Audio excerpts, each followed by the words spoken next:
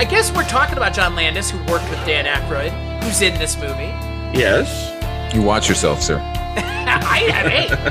know I like Dan Aykroyd. Dan Aykroyd's a wild man after my own heart. I've seen that video on YouTube of him talking about aliens in that hotel room for 2 hours. Great. Good Ladies stuff. and gentlemen, I'm here talking to you now. I haven't seen that video, but I probably should look it up. You should. It's a trip. He's just sitting in this hotel room and just smoking, just chain smoking cigarettes.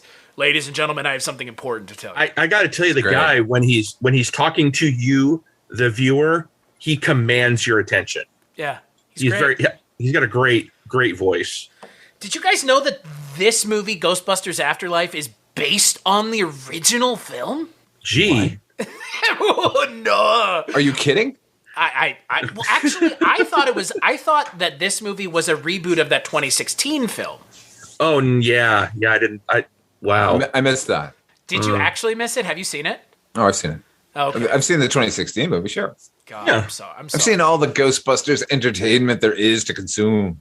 You mean 2016, the best Ghostbusters movie? Yeah.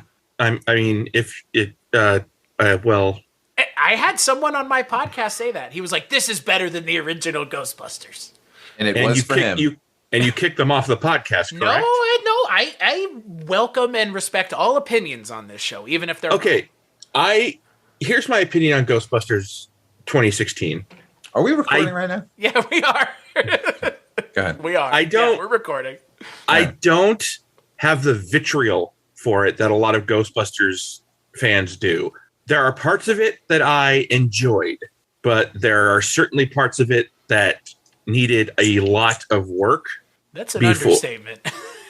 Well, here's my problem with it. One, too much ad-libbing. It made the film go on longer than it needed to go. And another one was the villain was so underdeveloped, it was sad.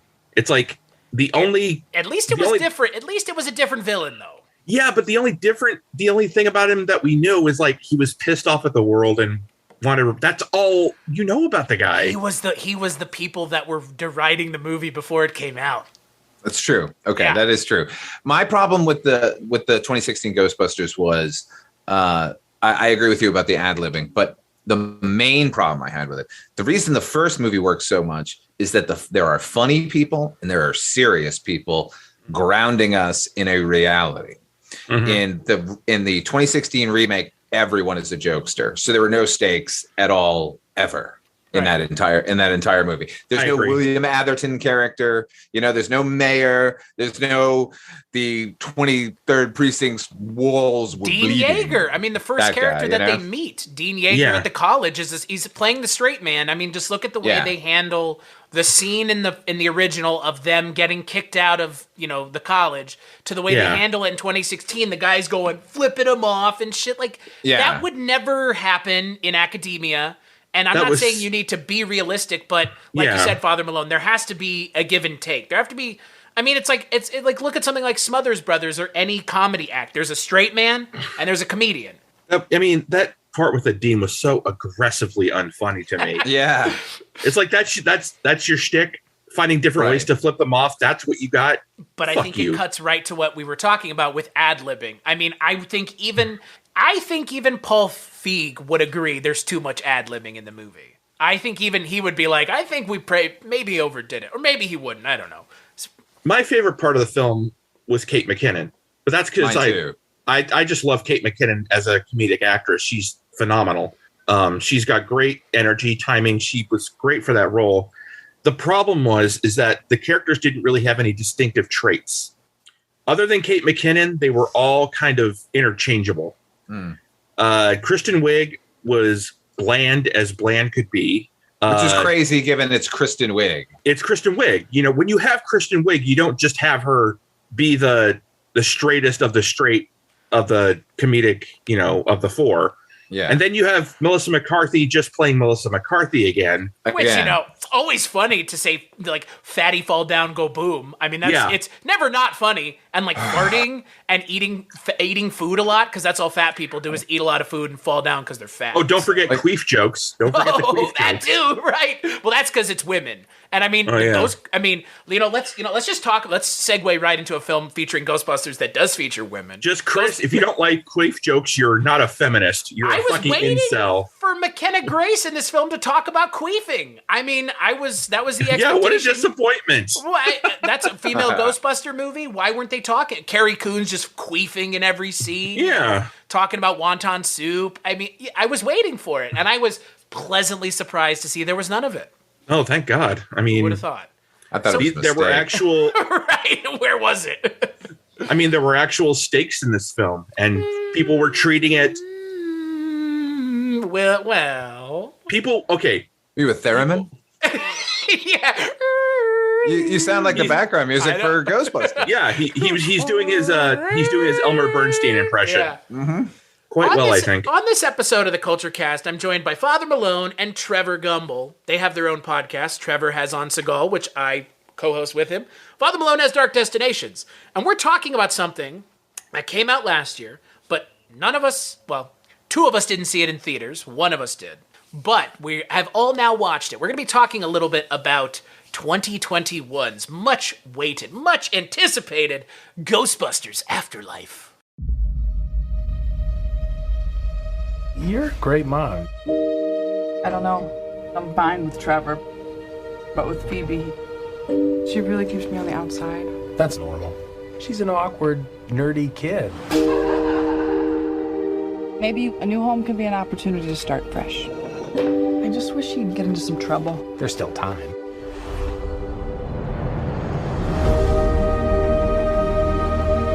What are you doing here in Somerville anyway? We're completely broke, and our grandfather left us this creepy old farmhouse in the middle of nowhere. Your father wasn't much of a homemaker. He could hardly keep the power on. You're saying he left us nothing? Well, I wouldn't say nothing.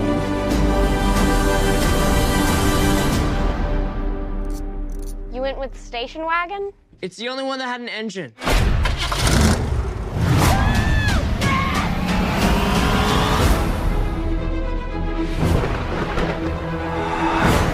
What is happening here? Somehow, the town with no fault lines is shaking on a daily basis.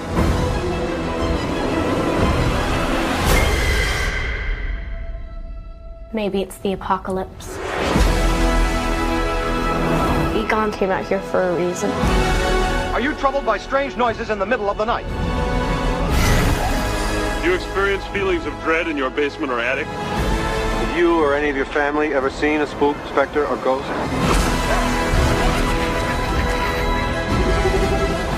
Oh my god. You guys hear that? Something's coming.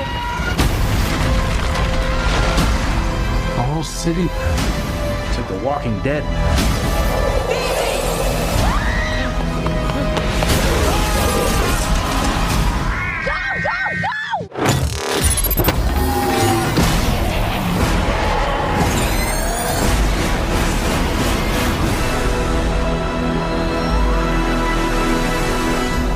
Ghostbusters, we're ready to believe you.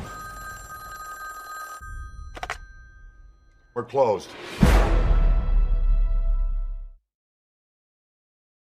So it's directed by Jason Reitman, you know, the guy who's the son of the director who directed the first one, Ivan Reitman. My dad says you guys are full of crap. Wow. Yeah, exactly. We want He-Man. You know, it's written by Gil Keenan and Jason Reitman. Gil Keenan's worked on a lot of stuff. And he's also a good friend of another podcast that we collaborate with often, The Projection Booth. He's been on there a couple times. And it stars Carrie Coon, Finn Wolfhard, McKenna Grace, Paul Rudd, and there's a couple other people. We'll talk about them, but they're not as important, folks. No.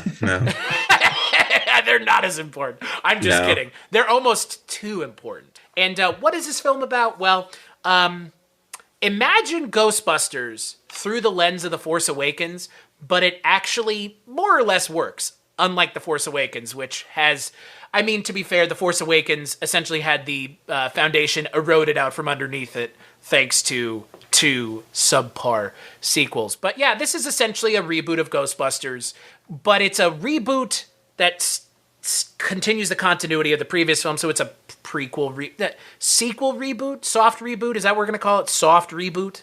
Yeah, I think yeah. So Trevor, I know you saw it opening night. So of course. And so your opinion is going to be extremely unbiased. Oh, of course. Yeah. Just right off the bat. But Trevor, tell me a little bit about what you thought about Ghostbusters Afterlife. And we're talking spoilers, folks. So if you haven't seen it, it's been out for like 5 months. Yeah. 3 months. So No, it's November, December. Yeah. It's only been out for like 2 months. Yeah. It's been out longer than a week, so yeah, it's been out longer than a week. So long enough, right? So, Trevor, what did you think of Ghostbusters Afterlife? Okay, I do admit I came in, being the hardcore Ghostbusters fan that I've been since I was a child, waiting for a third Ghostbusters, official Ghostbusters in the canon film since 1989. After so much of Dan Aykroyd teasing us with like decades of, we have a script. It's a great script. We got these two guys working on it. It's going to be amazing. And everything falling apart.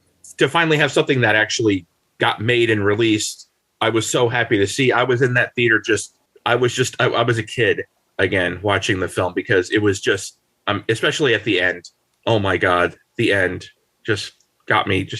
I can't, there are problems I had with the film, minor as they are, but I still just enjoyed the hell out of it. I love this film.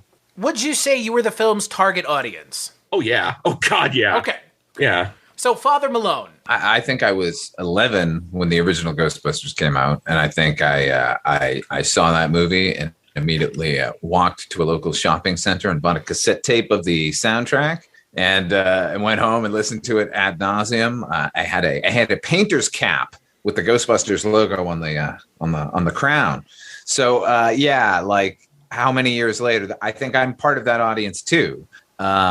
I don't think it landed quite as well with me, but I enjoyed the movie overall. I think it's a very well-made movie. Clearly, they shot the entire thing at sunset for that golden hour look. Boy, it was. Oh boy! Like if you were confused about whether or not this was a nostalgic movie, they visually sort of rammed it home for you. I think, like, overall, it's a really good movie.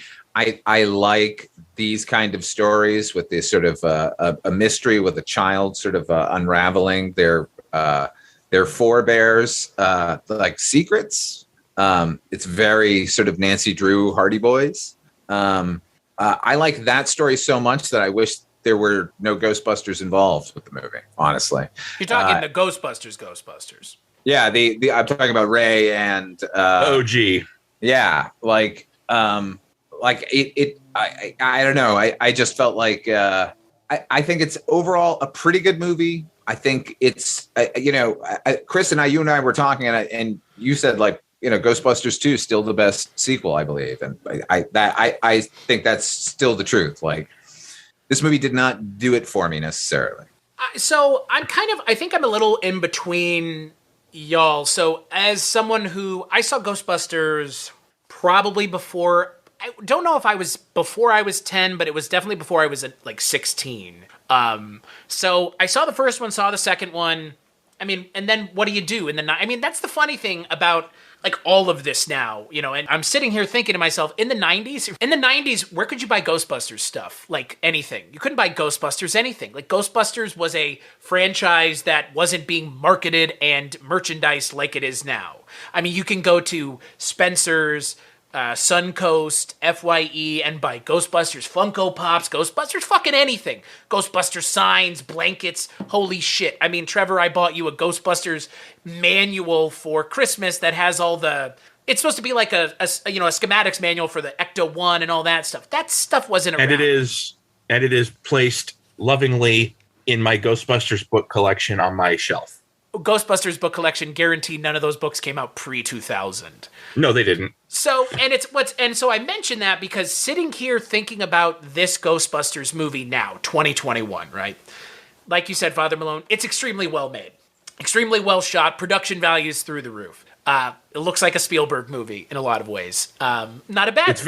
it's very Amblin, very Amblin. Oh my God, yeah. Yeah, it's probably so Amblin at this point. I don't think people can out Amblin this movie unless you're Steven Spielberg.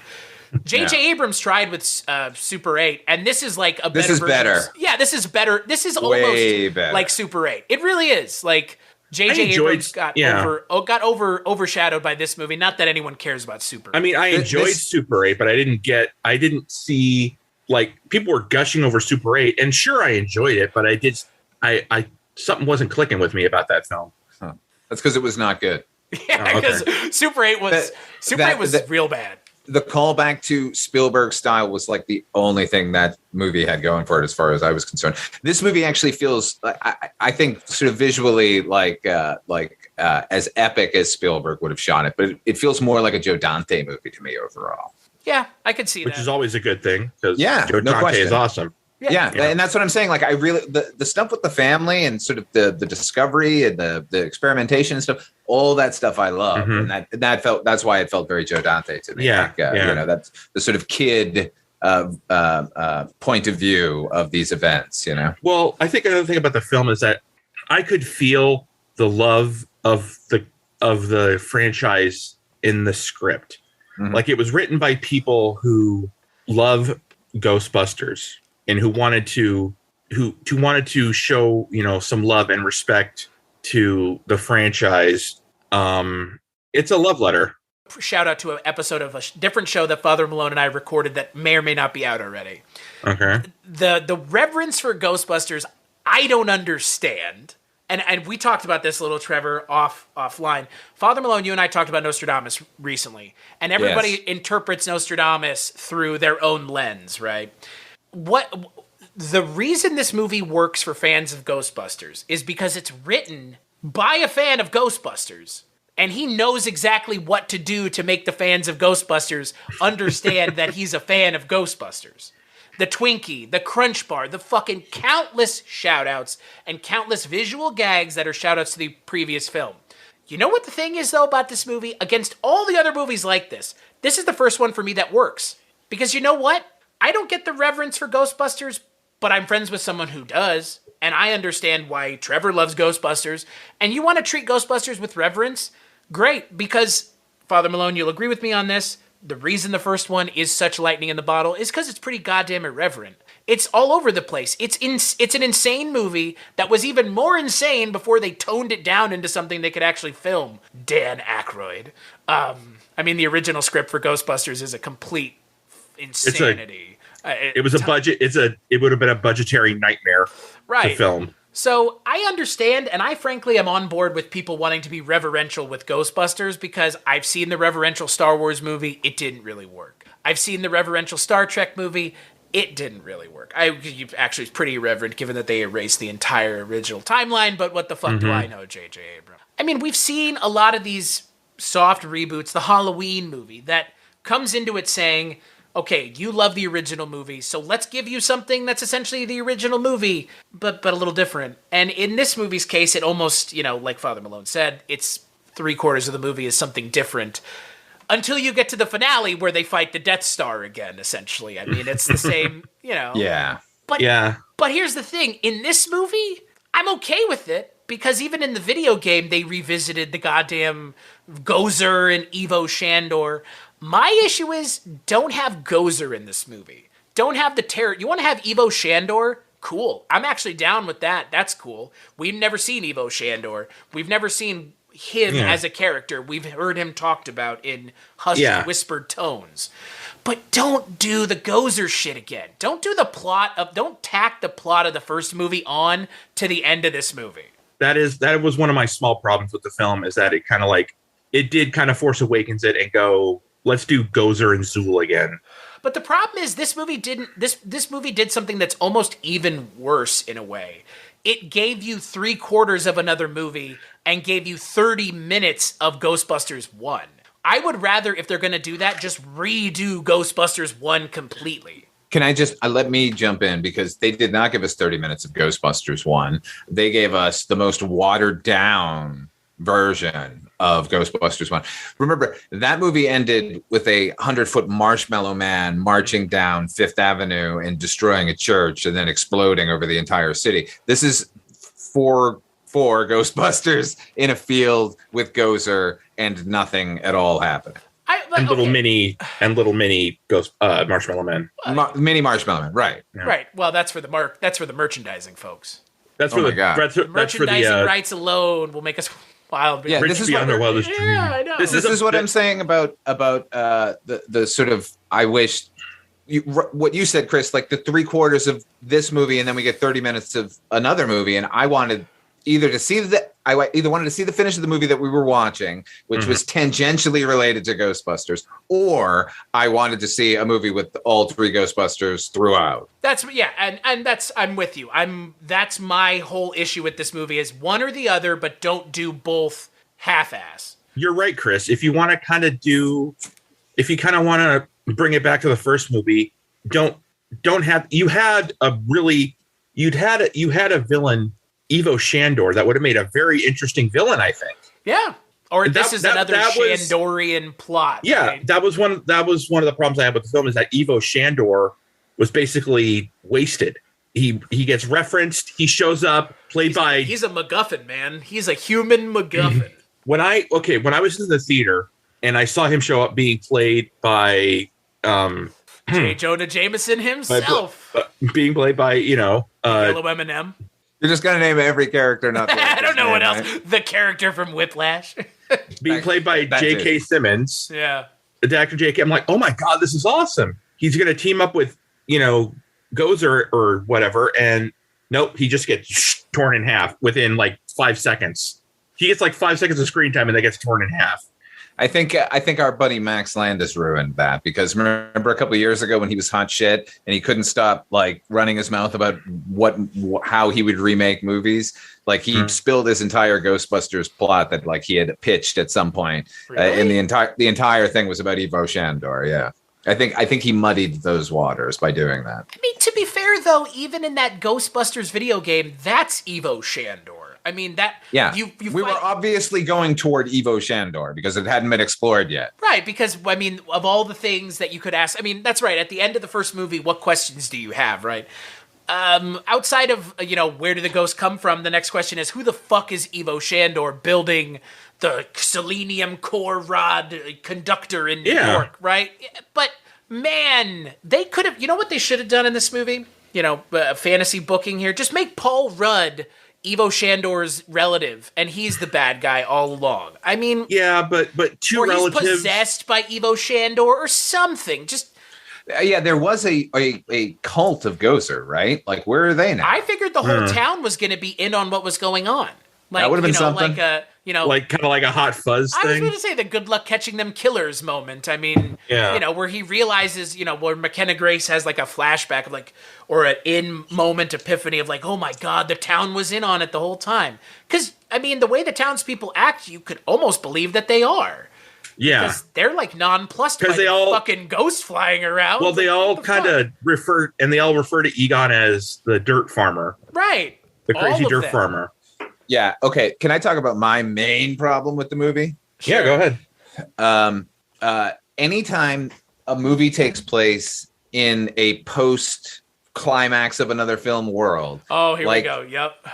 I'm sorry, I can't help it, but like they have stuff on YouTube of the 100-foot marshmallow man exploding over New York. All of those ghosts everywhere. Like we now live in a paranormal world. I know we haven't seen them in some time. They take pains to let us know that in the movie. But the idea that in 2021, this girl didn't know her grandfather was Egon Spengler, like there wouldn't have been podcast after podcast. I mean, they even kind of reference it without really acknowledging the fact that like the sort of ghost mania we've been going through in the past 10 years, like nobody would have like sought out all of the Ghostbusters at all times. Like, hi, I'm Zach Bagans and I'm at the Ghostbusters Firehouse in New York City. I mean, it's the Ghostbusters 2 problem. Or the Ghostbusters 2016. Yeah, it happened in Ghostbusters 2, which like now they're discredited and like nobody believed the story. Like, get the fuck out of here. And then like, does this movie ignore Ghostbusters 2? No, I don't think so. No, it it's doesn't. Canon. So there was another moment where the Statue of Liberty walked down into fucking Times Square and was left on the ground. And people are like, Ghostbusters, who are they? Like, are you out of your fucking minds? All of them would be famous beyond words. Let's be realistic. We just want it because we want to go back to where they're underdogs. But that's out of the bottle now. You can't do that. Well, I mean, I think it's canon with Men in Black because... You know, at the end of Men in Black 2, they neuralized the whole city to forget everything. Yes, that's right. That's what it is. But you're right. There still is YouTube clips that Paul Rudd shows McKenna Grace and Logan Kim. Yeah. Do they undercut their own movie by having them show the YouTube clips? Kind of. Right? Yeah. I guess here's the issue. There's no way to get around it unless you set this movie in like 1991. You know what you do? You deal with the fucking issue that we now live in a fucking paranormal world and everyone knows that there are Ghostbusters and find some other clever way to fucking make your movie. That's my main problem. Like if this had been like if the first Ghostbusters hadn't ended with the fucking Marshmallow Man and it was like a more intimate kind of a thing, then okay. But there's no way. Like every news agency in the world was like even before, by the way, before the Marshmallow Man, there's a montage of them like Omni Magazine and they're being interviewed by Larry King and like they were famous. So have you seen Elvis and how is Elvis and have you seen him lately? Fucking come on. Right. Larry King. Yeah. No, and that is kind of the biggest problem with this movie, just period, is because it's not just a movie about the Ghostbusters, they're making it about other people. They have to handle that, and they don't. By the way, wouldn't Peter Venkman be Zach Bagans? Yeah, he was. He would have the number one show because Hairless he actually cats. fought ghosts. Right, yeah. There you he go. was going in that direction with World of the Psychic. Yeah, right. But even then, even in Ghostbusters 2, his producer basically tells him, people think you're a fraud. Yeah, right. Holiday Inn, Paramus. I mean, fuck, that's the problem with this movie is how can people not fucking remember the Marshmallow Man?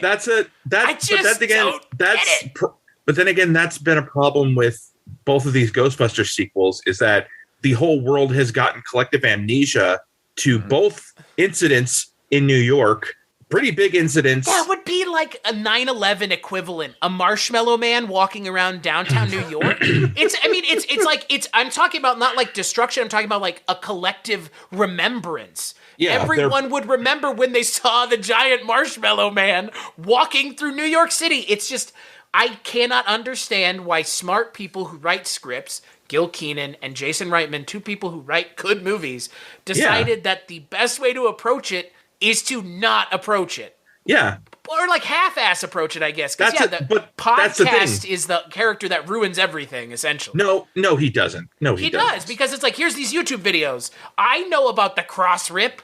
Like, what the fuck? Wait, I thought Paul Rudd was showing him the videos, not the other way around. But then at some point, podcast is like, I remember the cross rip. I know about ghosts. And it's like, what the fuck, dude? Like, why are you having a hard time believing any of this? That is the one problem with the last two films is the collective amnesia of the city. I don't get it. I don't get it, but I'm just way too forgiving. Do we have to believe that the characters need to be down on their luck because they started down on their luck in the first movie? They need to do that again in the second movie? Like, why can't they just be successful? They had to find a way to get her to this like in the middle of nowhere. I mean, they had to write her some way in that. I think it's because they just wanted to do something that was Stranger Things adjacent. Yeah.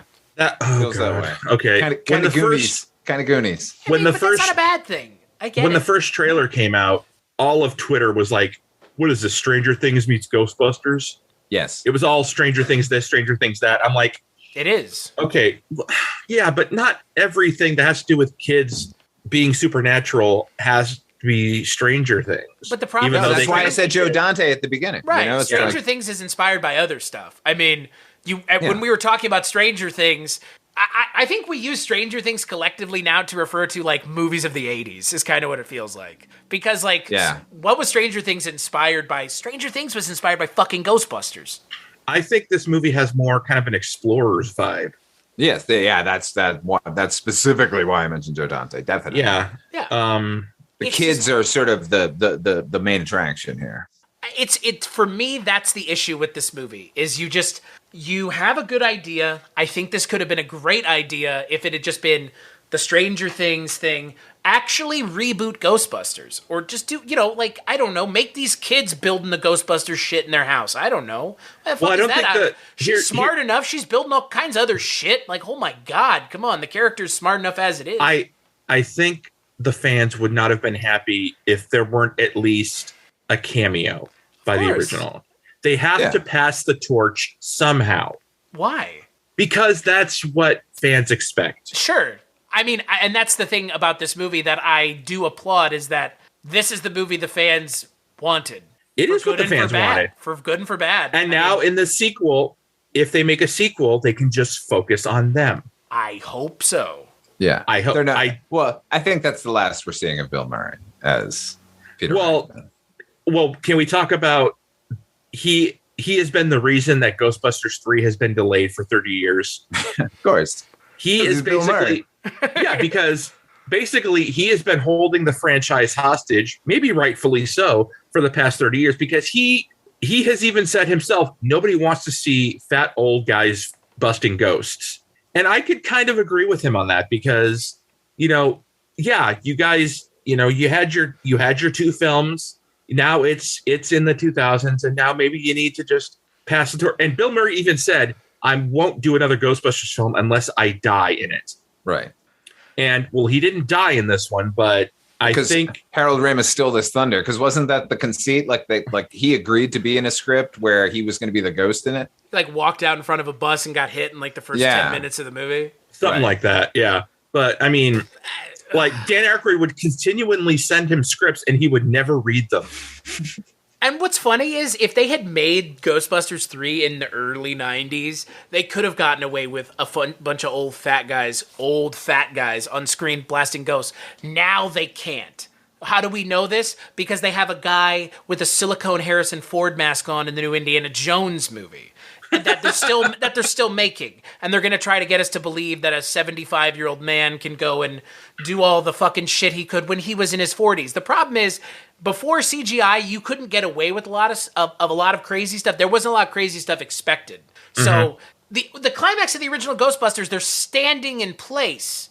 They're not flying around. They're not jumping up and down. They're standing, walking forward. That was the climax. You know why? Because it wasn't an action movie. It was a comedy. And this is an action with 100-foot Marshmallow Man. Right. This the 100-foot Marshmallow Man he's a joke. He's a walking punchline. This is one thing I will give the 2016 film, is that I thought the ghost busting scenes in the city were kind of fun and exciting to watch. I will give it that. When they busted ghosts, it was a fun movie to watch. When they weren't busting ghosts, the movie kind of fell flat. I think it was kind of like, realistically, was there any way that the ghost busting wasn't going to be exciting in 2021? Like, we have all this grand technology, so of course she's going to be hanging out of the car, shooting at it in a gunner's seat. Of course, that's awesome. Yeah. But again, like that's not what the original movie is. Like, the original movie has practically nothing to do with the actual ghost busting. It's about dropping jokes about weird parapsychology shit that only Dan Aykroyd realistically should have found funny, and yet the rest of us were on board. You could tell that was Dan Aykroyd. Make a Ghostbusters action movie is what I'm saying, because that's kind of what this should be anyways. Why isn't this an action movie, right? Well, I think it's more of a setup film, and I think no, I'm just talking about the Ghostbusters like IP in general. Like, it's about people with guns on their backs shooting and capturing ghosts. That is a setup for an action movie 9 times out of 10. In this case, it just happens to be a comedy with 4 actors who you would not take seriously doing any sort of active, I don't know, stuff like they were doing in the 80s in action. But Chris, I think that's what they knew. Dan Aykroyd knew what they were working with in 1984, and he knew to work with that strength rather than making it an action film. He knew to work with the strengths of the comedic timing of Bill Murray, of himself, of Harold Ramis and Ernie Hudson, and of Annie Potts and Rick Moranis. That comedy, he knew how to work with that now. Because I think they are, though, is the thing. I hope like the fact that there is now a company called Ghost Corps. Right. I hope so. They're going to be exploring every time. Like, to me, I think what you said, Trevor, earlier is absolutely right. I think even Ivan Reitman understood that the fans won't accept any sort of furtherances of this franchise without passing the torch, which I think he said, so we need a movie that does that. And I think Jason Reitman had an idea for a movie that was this sort of nostalgic look back that also in the final 20 minutes fulfills the sort of goal of passing the torch so we can start franchising it. But I guarantee you we're going to be getting like comedic and adventurous and scientific and horrific versions of Ghostbusters. I guarantee you they're all in the pipe right now. But you see what I mean? You guys see what I mean, right? It's just like, I agree, Trevor, that's why I said, like, this movie needed to happen this way. Like, it's clear to me. Like, it's what I haven't seen a lot of fans saying that this is a movie they didn't like. Trevor, you liked it immensely. I mean, I enjoyed it a lot more than I thought I would. And it has the best usage of a CGI actor in this kind of bringing a dead person back to life. It's the best version of that we've seen, in my opinion, for one reason, because he never opens his fucking mouth. Yeah, exactly. Like it feels like a cheat, but at the same time, you're right. Like the CG works wonderfully because he doesn't talk. Right. The thing about the CGI character is, like, when I first heard the rumor about it, when I was hearing about early screening reactions, I was very fucking nervous. I'm like, oh shit. You have to tread very fucking carefully with this, or else it'll just come off exploitive, or it's still exploitative. Yeah, but no, not Isn't in a it? No, I'm not saying bad. I'm just saying at the end of the movie, Harold Ramis shows up to make the Ghostbusters fans cry. Yeah, and it fucking worked. Of course it worked. Because it's exploitative. But you know what? Movies do that with your emotions because that's the point. But let's just call it what it is. It's exploitative, but unlike Leia in Rogue One, unlike all the other things, I'm okay with it. Like, if this is what is needed to get us over the hump, onto other things, like you said, Father Malone, onto Ghostbusters actually being more horror than an action or action there, whatever, give them what they want with the Harold Ramis CGI. Do it. I don't care. To be honest with you, I was crying before he showed up, because when the Ghostbusters, when the three surviving Ghostbusters first show up, I was grinning from ear to ear, like a fucking kid. Like, oh my God, there they are. It's finally happening. That was me in the theater. I was like tearing up of happiness because, it was them again. And now that I've seen them, we can move on. We can focus on McKenna Grace and Finn Wolfhard and Logan Kim and the girlfriend who I already forgot the name. Give me more Ernie Hudson. Just give me more Winston Zeddemore. I give a fuck about the rest of those guys. You got to admit, this film did give Winston Zeddemore the fucking credit he deserved. Winston is the best Ghostbuster because he's the dude. He's just a guy. He's just there to make a fucking paycheck. Us. Like that. He is us. I mean, Father Bill's probably. Well, that was the idea behind Winston, right? Yeah, it was like the audience's proxy. Yeah, exactly. And in this film, he finally gets the credit he deserves. Well, he finally, I like how Ray is the one who's just like a fucking deadbeat. That's the best part of this movie. He's running a shop that's but he doesn't make any money. The store. He doesn't even. No, Winston pays for the store, and Winston goes, "Yeah, he'll make money eventually. He'll turn a profit eventually." I think he's probably right. I think he's about to make some money with the franchise. I mean, that's the thing, right? Like in the next movie. In the next movie, they're going to mention the Ghostbusters, the original ones. They may not be in it, but Winston will be in it because he'll be funding it all. Obviously, he'll be putting together these Ghostbuster franchises worldwide. Okay, one thing. Okay, he's talking. Okay, there's the scene where McKenna Grace calls Dan Aykroyd at the store, right? She mentions that the firehouse has been bought and turned into a Starbucks, correct? Yes, thank you for mentioning this. Yeah, and then it's not at the end of the movie. At the end of the credits, it isn't. It's an old, dilapidated, structure. I'm like, it's the same firehouse, but there's nothing in it. There's no Starbucks one or the other. I didn't understand that. Like, guys, you're the ones who made the joke. Yeah, make it a different joke. Yeah, look, and again, like, we're talking about this movie just in general. Again, you make decisions in the script to do certain things a certain way. And when it's like, we're sitting here like, why didn't the character do this? It's like, no, that's the way it was written. So like, yeah, you could have taken that joke out. I frankly can't believe that joke is in the movie and then they have that end credit scene. Like, what the fuck, actually? Yeah. Like, there's one setting in Ghostbusters that's iconic. You make a joke, the character says, who's in New York says, it's a Starbucks now. And then whatever. I mean, fine. Who cares? It's an unearned joke. It's weird. Yeah, it is kind of an unearned joke. It's like, what? You just killed your joke in, if it even was supposed to be a joke. I mean, can we talk about Gozer? Let's talk about Gozer. Let's talk about Gozerian Gozer the Destructor. Choose. Choose the form of your destructor.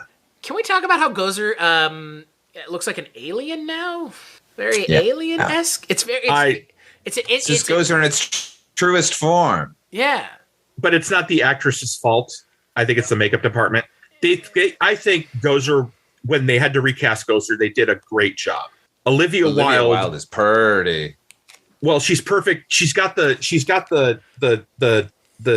form, the shape of, her body type is Gozer's body type. Is that the sequel to Shape of Water? The Shape of Gozer? The Shape of Olivia Wilde. The Shape of Gozer. But she doesn't do anything. I mean, she really doesn't do anything. It's an undignified cameo. The ignominious end to Gozer the Gozerian. Like the showdown between Gozer and the Ghostbusters in the first one was an epic battle. This one, they more fight the terror dogs than they do Gozer herself or itself, whatever. Yeah. I will. The terror dogs in the first film, it made sense that they leapt into who they leapt into because everything was sort of located around that the apartment building. Yeah. Here, the terror dogs show up and then go to a Walmart and then go to a nearby farm. Well, I mean, don't you know that Walmart stocks all Ghostbusters products? By the way, most deserted Walmart I've ever seen. Yeah. Yeah, especially late at night, because we have a Walmart here late at night. It's full of people. It's filled with people. And the kind of people that shop at Walmart at 3 a.m. Yeah. Wait, which would have been interesting to see. Terror dogs running by meth heads. What the hell is Paul Rudd doing there anyway? He's not a white trash single mother. That was a pretty clean looking Walmart for Somerville, Oklahoma, too. Yeah, don't you think? He's looking for snacks. By the way, why? Of all the people in the Walmart, that terror dog decides Paul Rudd's the one I'm going to do. Well, he threw ice cream at it. Why the Stay Puft little things other than like? Yeah, that wasn't. That wasn't explained. I understand. Like none of that, but it was all just fan service kind of nonsense. Didn't it just look like a Walmart advertisement without the bumper?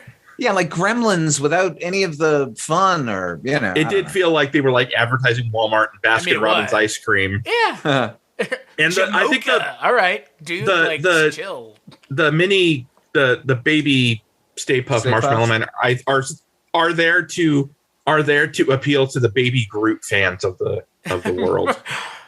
They should never have spoiled the baby Stay Puffs until the end of the movie. They weren't, because they factor into the plot at the end where they're like fucking up the Ecto-1 and all that. And the proton pack and all that shit. Right. But why reveal that there are baby Stay Puffs in that scene specifically? It's just like you said, Father Malone. It's a strange scene because he just goes to Walmart and there's the Gozer dogs, right? And they whatever the fuck they're called, terror dogs. Sorry. Are they harbingers? Like they presage the coming of the terror dog? Like I don't get it. Me neither. The practical terror dog in Walmart was a thing of beauty. Oh my god, yes. I do. I praise the film for using practical when it comes to the terror dogs because they looked just as good as they did in the 84 film. Pretty realistic. The effects are beautiful in this film. Oh yeah. And they are. It's like we mentioned with the CGI Harold Ramis. There are so many ways that could have gone wrong tonally and effects wise, but for somehow by the grace of God, the McKenna grace of God. Hey. Yeah, there we go. We got to talk about how great she is in this film. Yes, we should, because she's fucking awesome. Yeah. Everything she's in. She seems mature without being precocious, which is so rare in a child performer. Yeah, she plays kind of the spectrum. like I think she's on the she kind of gives hints of her being on the spectrum. Yeah. But she doesn't play it in the goofy Sheldon Cooper Big Bang Theory way. She doesn't play it in the mid-aughts way. Yeah. She plays it very pre-2010s way. I don't think you can get away with writing characters like that anymore. But they don't make it her entire personality. No. Right. She is a smart girl. She is tough. She is she's got a great personality. She works for this film because she's very funny too. She's, you know what? But she balances funny and seriousness really, really well. Yeah. Well, I mean, that's the thing. She's very funny when she's actually telling jokes, and those jokes are good, which is rare in a movie. Oh, that cigarette and hamster joke was hilarious. Very funny. And so to have that character who is so internal anyway, like that's the way she makes jokes, is to like actually tell a joke. That was a really good character aspect. Yeah, and I think it was. She was a really well written character. Her brother. Finn Wolfhard doing the Finn Wolfhard thing. He was doing the phone. He was kind of but the movie pretty much makes it well known that McKenna Grace is the front and center star of this film. She should be. It's a little on the nose to keep casting the damn Stranger Kids cast in your movies that are Stranger Things. It's just find some other children actors, maybe. Right? Thank God they didn't cast 11 as the dog. I mean, it's not. I mean, like you said, Trevor. Like, everybody on Twitter was saying it was Stranger Things. They made that really easy when they cast one of the 4 kids from the damn show. I do think they probably should have cast outside of Stranger Things for the film. I mean, they don't give really Finn Wolfhard that much to do other than fix up the car and save the day at the very, very end of the battle. Because him and the love interest Lucky don't really factor into the plot until the very end of the film, because they need her to be the Dana Barrett at the end where she gets turned into a dog and he has to go save her. Which was kind of out of nowhere on top of everything else. Like, well, they kind of. I wasn't expecting that. Good for them. Like I was like, all right, okay. Well, they kind of had 2 Dana Barretts, with first the mom turning into the gatekeeper, and then the dog possessing the girlfriend at the end. Wanting to have sex with like a 12-year-old, which was a very strange joke. Yeah, you were. That was a little odd. He says, "Yeah, but when she turns back to normal, they're in the car. They're explaining to her what's happening or what happened, and he tells her, "Yeah, you got kind of humpy." And like, humpy? Like this? Some of the jokes. There were a couple jokes that didn't land. That was one of them.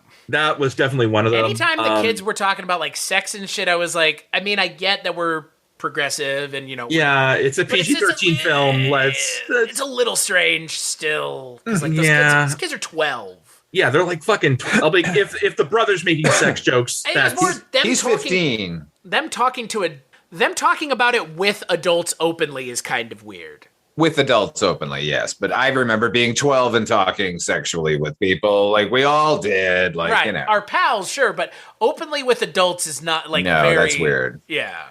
It's just a tonal thing. Like, there's some tonally weird stuff in this movie that, again, the movie is really fun and upbeat until you get to the finale, which becomes, like, not somber, but, yeah, kind of. Maudlin, yeah. Little maudlin.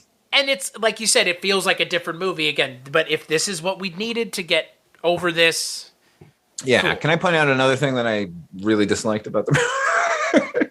Can we start talking about shit we liked about the film? We just talked about McKenna Grace. No, I did. McKenna Grace is phenomenal. The entire cast is really good. I love Carrie Coon, and she's really good here. I'm seeing Paul Rudd and stuff too. Paul Rudd's Paul Rudd. Like I would like want to praise him more, but like he's just being Paul Rudd again. So, but here's the thing: is Paul Rudd being Paul Rudd is better than Will Ferrell being Will Ferrell. Or Vince Vaughn being Vince Vaughn. Yes, 100%. I can get down with Paul Rudd being Paul Rudd because I find Paul Rudd to be a genuinely charming and attractive man. Yeah. Okay, my point is the mine shaft is sitting there for, we're led to believe, 70 years at least. That's when Ivo Shandor died, right? That's when they put him in that glass hermetically sealed coffin. Yeah. And on top of that mountain, there is an elevator that no children in the area have gone into this cavern in 70 years. A fucking elevator with seats. benches that the kids go hang out there anyway, and none of them went, well, in a drunken haze in 70 years. Let's go down into this cavern and see what's down there. I don't know. Sorry. You're ruining it for me, man. It just goes back to this whole idea of that was a script choice. You wrote the story that way. Like you could have. For me, that's a small criticism for me. Yeah, but it cuts back to this idea of the movie not really taking what made the first Ghostbusters with the ghosts and treating it logically. Like the reason the first one works is because nobody other than Ivo Shandor and his fellows knew about that building being the way it is, and they had to discover it. Like you said, Father Malone, people would have gone in there, people would have seen it. Like you could drive a car in there. I mean, like, I don't know. It's a weird choice. Here's one thing that I was kind of wondering about is the fact that, Egon has a daughter, right? Carrie Coon is Egon's daughter. And she is, in her 30s? Yes. Mid-30s, maybe? Sure. So, let's go back. Immediately after the events of Ghostbusters 2, he would have to marry He would have had to have immediately impregnated a woman. Yeah. And even then, his daughter would have had to have gotten pregnant at like 15 years old. Right. Yeah, that's another problem with this movie. It should have taken place in another 10 years or 15 years from now when like a lot of these plot problems would have been alleviated where it's like at that point, maybe 40, 50 years from the time of New York, people may have forgotten about it. And there hasn't been a ghost sighting in that many years, and like what you're saying, like that, the timeline would make a little more sense. So. And the crazy thing is, we keep saying the giant marshmallow man. It would really be people remembering the Statue of Liberty walking into New York City. Much more than the marshmallow man. The world would know about that. That would be what I would remember. Right. Yeah. Like, the Statue of Liberty uprooted itself with the 4 Ghostbusters inside and took a walk. Like, fuck you, it did. Like, you're telling me you don't remember that? Like, remember? what? And then it smashed open the roof of that museum. Right. Like, no, God, like that. It was like Godzilla, man. Yeah. I wonder how those guys' names everyone would know. Right. Stantz, Spengler, Venkman. Yeah. And that's the thing. Zeddemore. They didn't, at any point in the movie, make it clear that McKenna Grace's character, Phoebe Spengler, didn't know her last name. She knew her last name. She just didn't know the history. But like anytime anyone would come up to her and she'd be like, my name is Phoebe Spengler, they should be like, Egon Spengler's granddaughter? Like, yeah.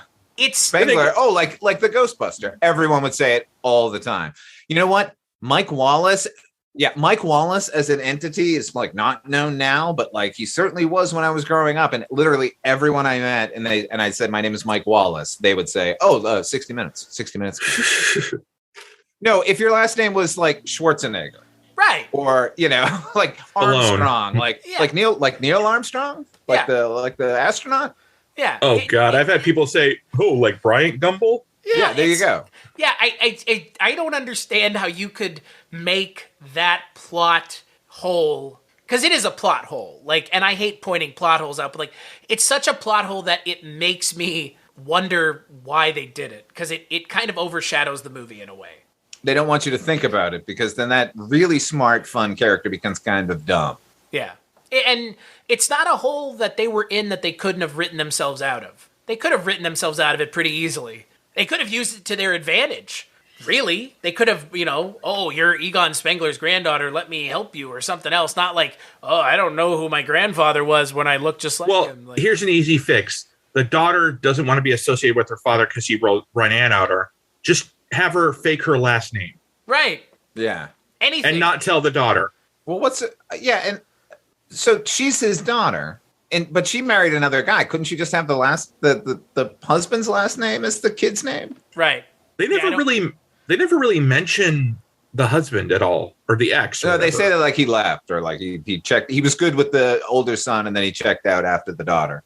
Which was another drop in the bucket of, like you said, Trevor's her on the spectrum. It's like he didn't know how to handle. It's like, okay, that makes sense. Good. I mean, that's a good plot beat. But yeah, it's just, that is the biggest issue that I have with this movie, is just there's some weird things in the plot that, like, really just get in the way of me fully being able to enjoy this movie. Because in the next movie, here's the question. How do they do this in the next movie? In the next movie, is everybody in New York know who the fucking Ghostbusters are? So it's just assholes in Somerville, Oklahoma who are idiots? Well, the next movie, it's going to be the son of Vigo.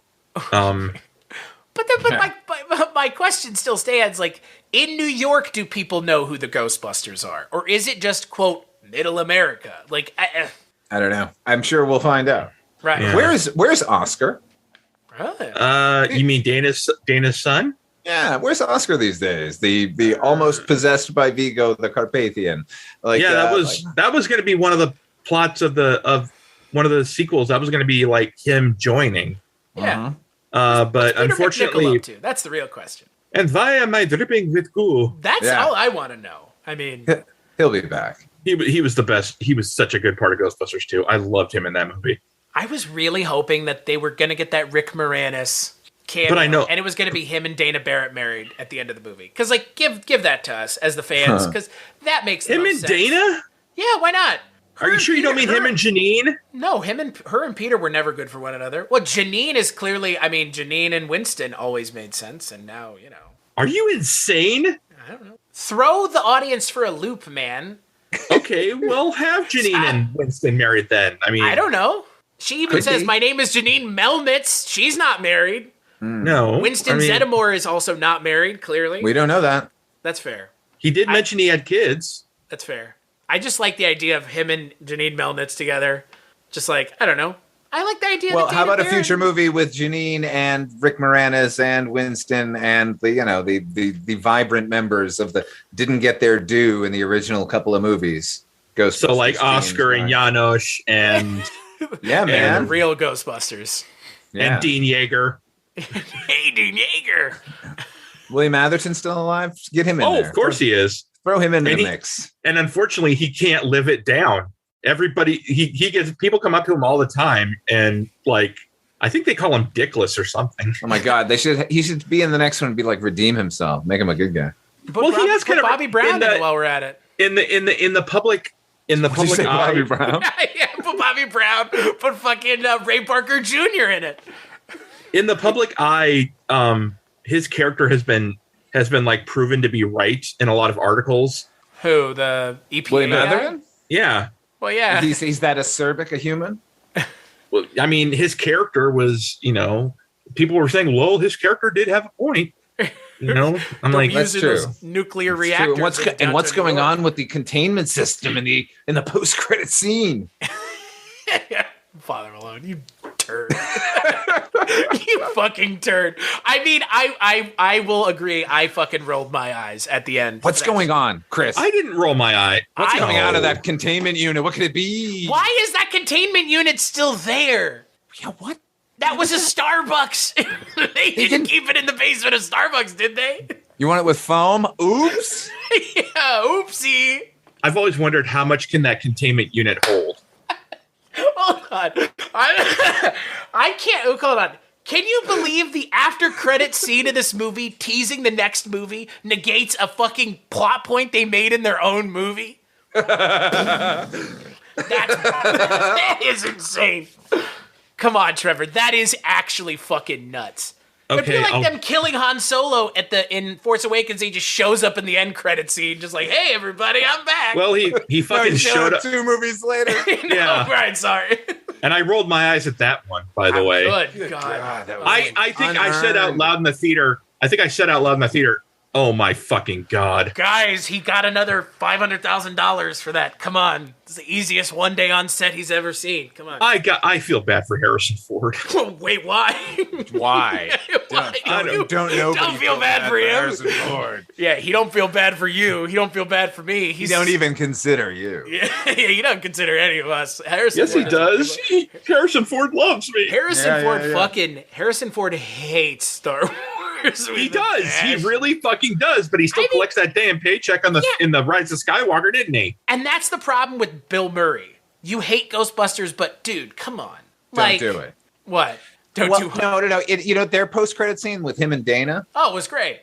I love that scene. It's fucking fantastic. Again, made me wish that we had gotten a movie with maybe Egon shows up at the end of, and then we got another movie with some other sort of crisis, but dealing with like the original characters sort of like getting back together in some way or something. Like it I don't know. Okay, so I'm saying the same thing over and over again. No, but let's think about that for a second though, because you bring up something interesting. Would the movie have worked better if the Ghostbusters had already shown up pre the climax, and the climax had just been Egon showing up at the end?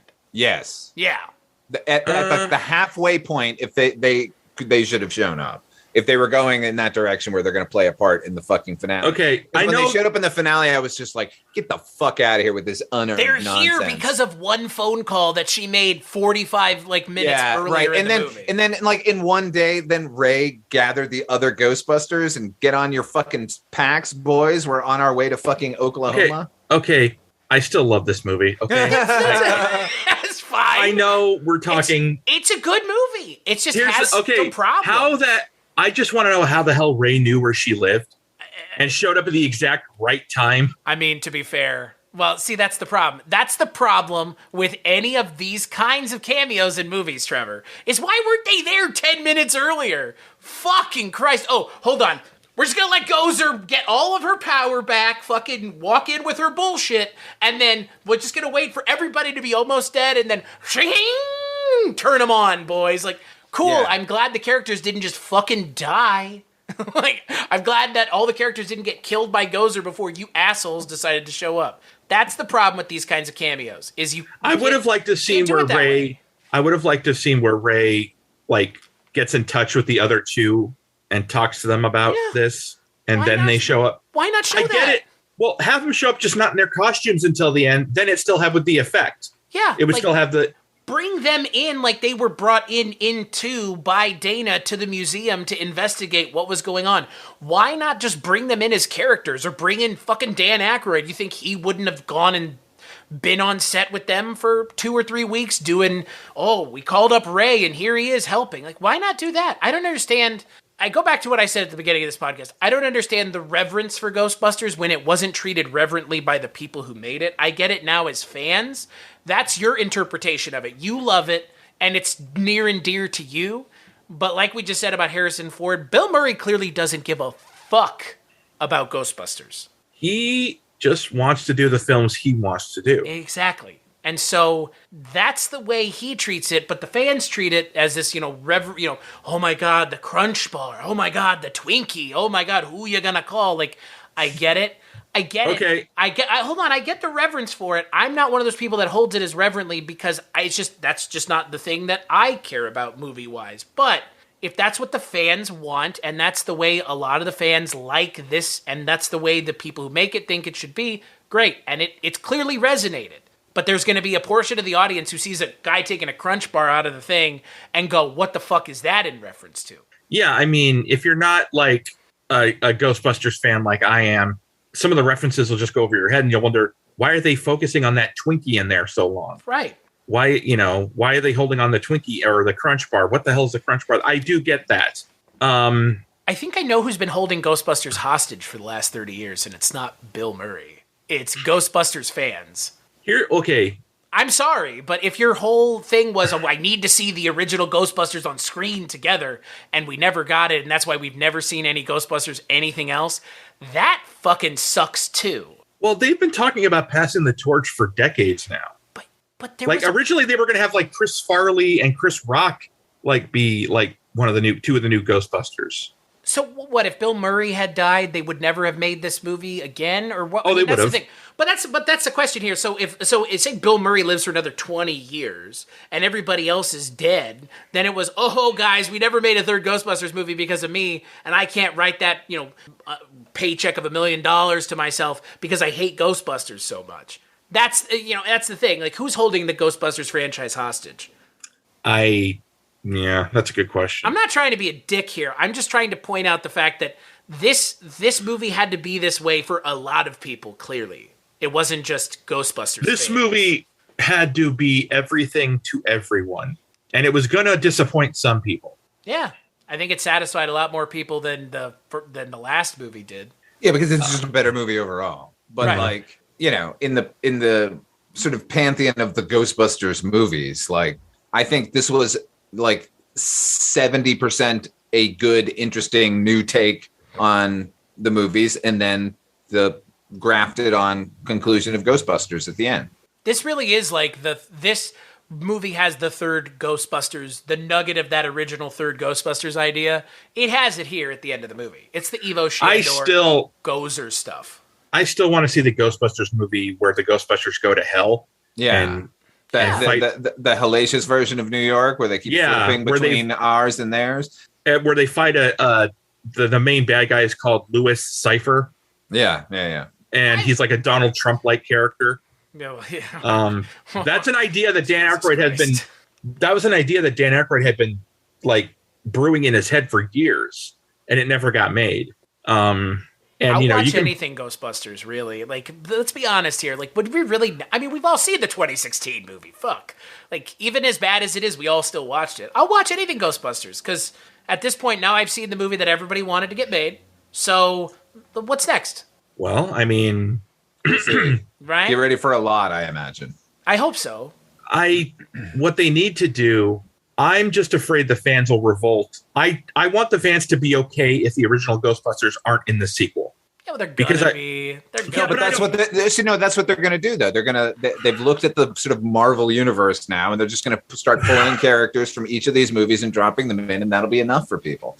Like, yeah, but there's no way that Dan Aykroyd isn't going to be in the next Ghostbusters movie. But I do want the sequel to be its own thing and not have to rely on on or Ray or Peter or Winston. But I think also, like you already mentioned, Trevor, it's trying to be a lot of things. It has to be a balancing act because there are still going to be people who watch these for this like fucking nostalgia kick. Like inject that shit into my veins, man. Because like nostalgia's a drug. I mean, it is.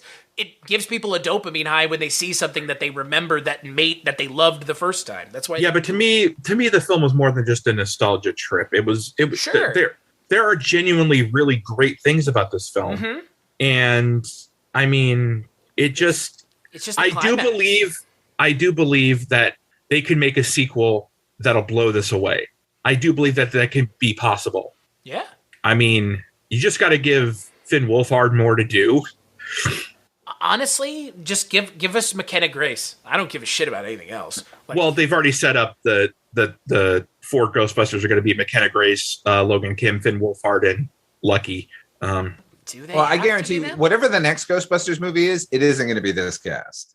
Oh, you don't think so? Oh, no, not at all. The thing that you were mentioning earlier, like the thing that they kept saying over and over again, like every 5 or so years, they would say whatever the latest sort of hot comedians were, like they're going to be in the new Ghostbusters movie. Like that's what's going to happen now. Now we're going to get a Ghostbusters, like an urban Ghostbusters with them on the street. And then whatever the next movie is, then we'll probably get like McKenna Grace back. And that's probably the idea here. Does that mean we're going to get a Ghostbusters with Pete Davidson? A Ghostbusters what? With Pete Davidson? Probably. Right. Hey, guys. Yeah, zap him first. Yeah. Hit him with the proton. If he could be a ghost. He'd be a good, like, ghostly villain, I think. He is pretty fucking pale. Just recast him. Just, hey, Michael Keaton doesn't want to do Beetlejuice. Yeah. And I like Pete Davidson. Don't get me wrong. I like Pete Davidson. But he is getting very oversaturated media-wise. Yeah, man. I agree, Father Malone. I don't think there's a need for this cast anymore for Ghost. I have a problem with how they incorporated Who You Gonna Call. It was oh my God. They wasted a perfectly good Bokeem Woodbine on a joke. Yeah. On a like I love Bokeem Woodbine. He's a great actor. I do too. They just had him for like a couple scenes where he plays the sheriff and he doesn't factor into the plot at all at all. Why not have we never see him again? Ray Parker Jr. Why not just cast Ray Parker Jr. as the sheriff? Because that would have been absurd. Yes, I agree with Trevor. Don't do that. Yeah, I mean, in a film that's already sort of walking a tightrope of. No, get out of here. He's giving one scene's worth of dialogue. Wouldn't it have been a true nostalgia bomb wouldn't it have been a true nostalgia bomb to have Ray Parker Jr. being the one in the Ghostbusters movie to go, who you gonna call? The guy who sings the goddamn song. Come on, guys. You might as well have just said Bobby Brown shows up as the sheriff and just tells him, you know what, you're on your own. Yeah. Okay. Equally acceptable. Equally acceptable. I'm not saying it's acceptable. I'm just saying if you're trying to give everybody some nostalgia bombs, like Oh, come on. You're just being absurd now. Yeah. Don't devil's advocate us. I'm not devil's advocating anything. If you're gonna devil's advocate us, at least be Al Pacino. All I'm saying is, if you're gonna waste Bokeem Woodbine anyways, why not just give it to someone who's not an actor? I don't know. Maybe maybe they've got plans for the Bokeem Woodbine in the future franchises. He turns out to be sheriff. Yeah, he turns out to be the son of the descendant of fucking the Scolari brothers. Oh my god. God, yeah. When are we gonna see them back next? Jeez Louise. Hopefully soon. Right. I love me some Scolari brothers. Where's Harris Yulin at? They gonna bring him back? I hope so. Right. Hell yeah. Bring back Harris Yulin. Those Scolari brothers tried him for murder. Gave him the chair. God, whatever. Harris Yulin, don't tease me, man. Fucking Harris Yulin is awesome. Hey, Father Malone. Yes. Would you skip, or would you suggest to a non-Ghostbusters fan to check out Ghostbusters Afterlife? Yeah. Yeah, I think that sort of 7/10 of a movie that we keep talking about, I think it's really good and interesting and fun. And I like those characters and I had fun spending time with them. Mechanic Grace is great. And I think it's a mostly worthwhile film. I think it stumbles at the finish line with the sort of crafted on world building, which I know is the purpose of the whole movie for most people. But I think it could probably still work, maybe, if you're not in the Ghostbusters at all. What about you, Trevor? Yeah, I think, it definitely, some of the references may be confusing to some non-Ghostbusters fans. I know we've criticized the film a lot in this podcast, but I still want it known that I still really love this movie. I was able to kind of let it pass to still not let it stop me from enjoying the film, even though there were some issues I had with it. One issue we didn't really talk about is Rob Simonson's score, that I wish he would have tried to make his own thing rather than keep referring to Elmer Bernstein's score. I honestly didn't even realize someone else did the score. I thought it was just an Elmer Bernstein score that they. Yeah, I did too. But somebody had to adapt it. I mean, to make it fit. I didn't want him to completely rely on the Elmer Bernstein score. I kind of wanted him to do more of his own thing. Well, yeah, it felt a little bit. It felt a little crutchy.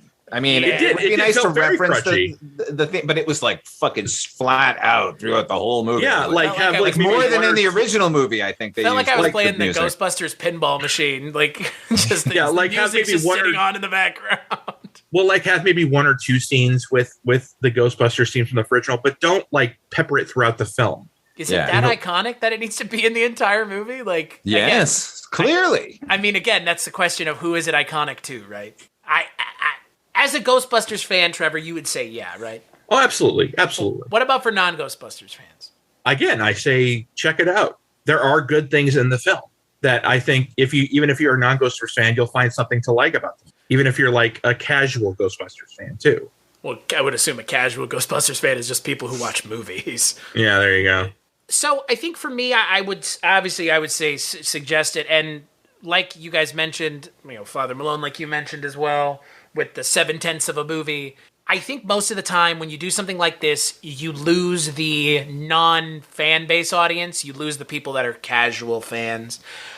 I think Ghostbusters is so well known. Bill Murray, at least Bill Murray and Dan Aykroyd, I think are well known enough. Maybe not for the younger kids, but the younger kids' parents, because this movie also is a kind of a kids' movie in a little bit of a way. The parents will just have to tell the kids, hey, that's the guy who played Garfield. Yikes. That's a guy from Zombieland playing himself.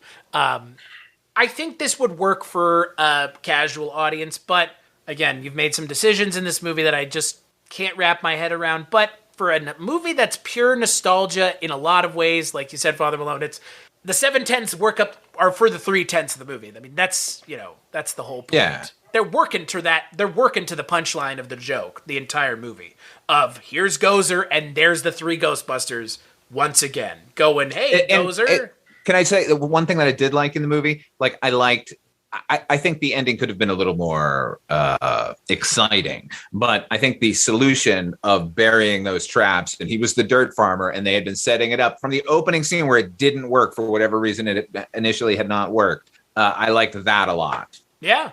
I like, that's the thing, Trevor. Like you said, like, there are the issues with the movie center around the climax. I actually don't mind the climax. I like the setup. Gozer doesn't do anything, but Gozer didn't really do much in the other movie either. Like Gozer. No, all they did was summon the Stay Puft Marshmallow Man, right, and shoot lasers out of her hands. That was basically all she did. So I liked the conclusion of the movie. It's just the addition of the Ghostbusters, which is a weird thing to say, was the issue. Yeah, the thing is, to me, the movie should have been that because the 7/10 was sort of like leaning in that direction. It should have been this more intimate movie about the Spengler family. Mm-hmm. Like I said, like maybe halfway through, she makes the phone call to Ray, and like that's the other introduction we get to the other Ghostbusters.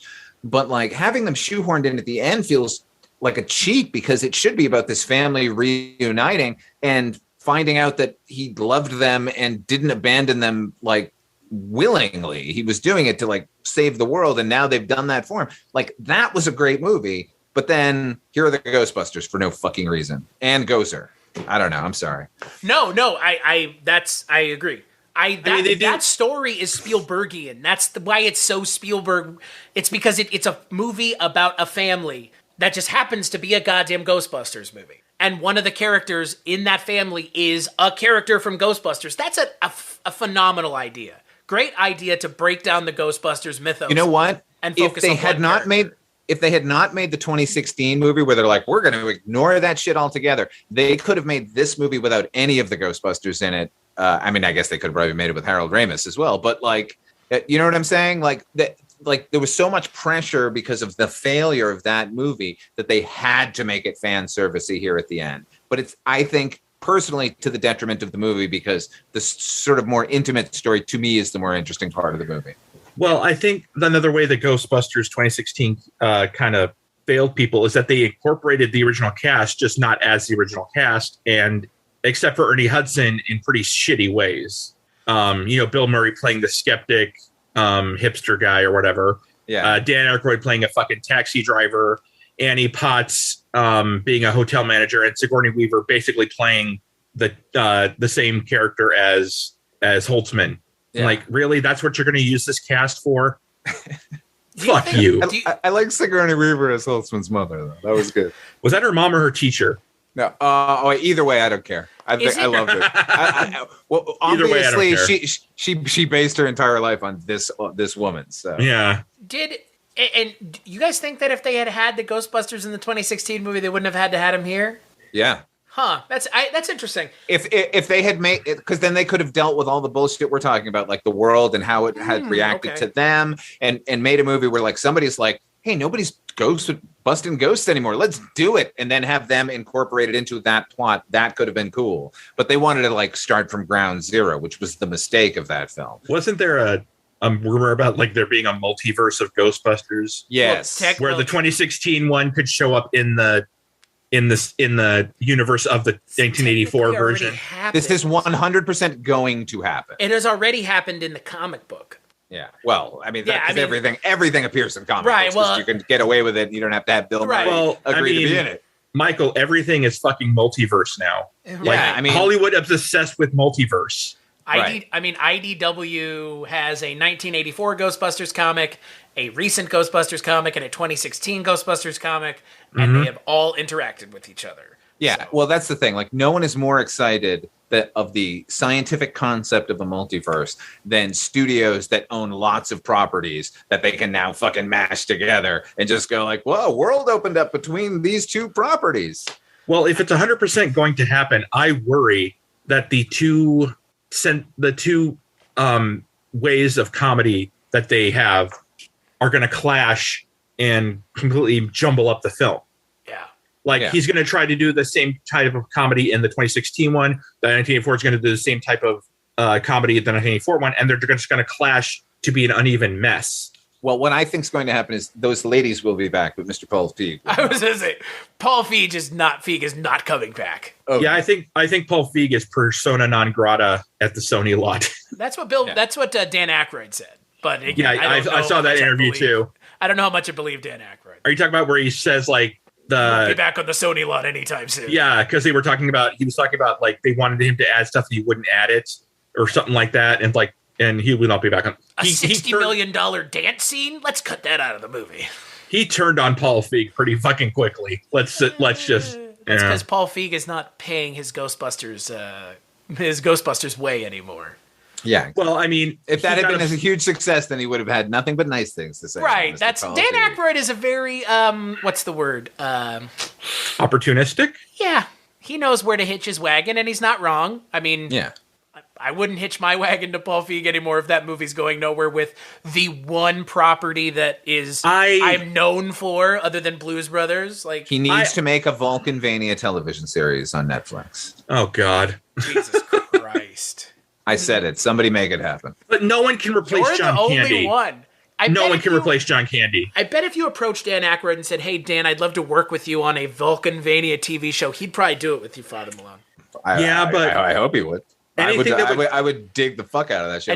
I'll approach him about a podcast about it. Yeah. You know what though? Anything that would come of that show would be just nothing but trouble.